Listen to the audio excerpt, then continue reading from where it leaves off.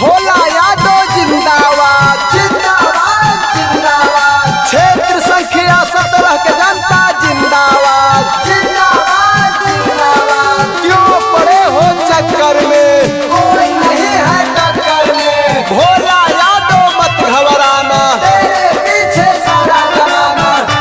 Recording by महारानी music. हमारा भोला भैया गरीब के जानवा हे आनावा दिहे गे बहिनी। हमारो भोला जादू गरीब के जानवा हे आनावा दिहे गे बहिनी।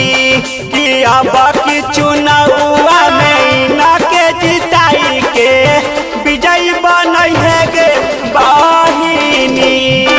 क्षेत्र संख्या 17 से इना का जीता के जिला पार्षद बनई है गे बहिनी।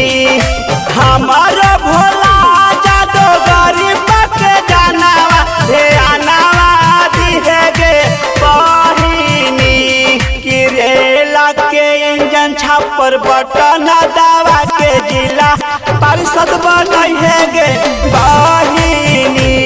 कि क्षेत्र संख्या 17 से इना का जीता के जिला पार्षद बनई है गे बहिनी।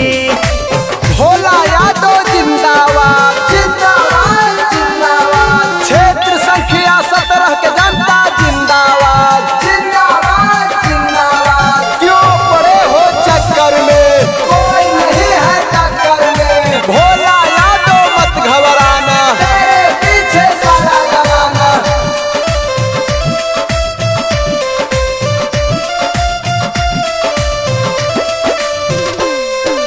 हाथ जोड़ी सब लोग से मांगथिन आशीर्वादवा।